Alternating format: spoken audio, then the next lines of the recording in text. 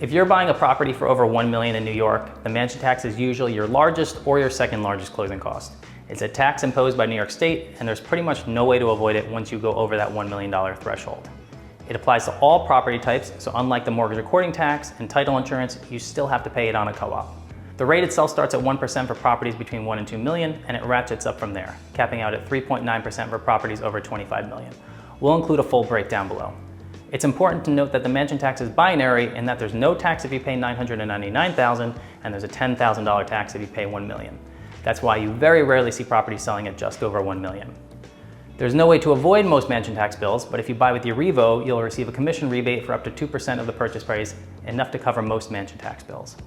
Even better, if you're considering a property just over $1 million, especially a competitive one, we can bake the rebate into the offer and avoid the mansion tax altogether.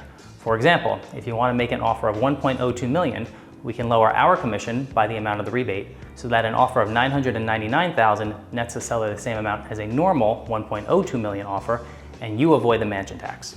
If you reach out to me at james@yourrevo.com, I can run through it in a little more detail, but to keep it really simple, Yourrevo will help you save up to 2% on any property in New York City. Thanks for watching.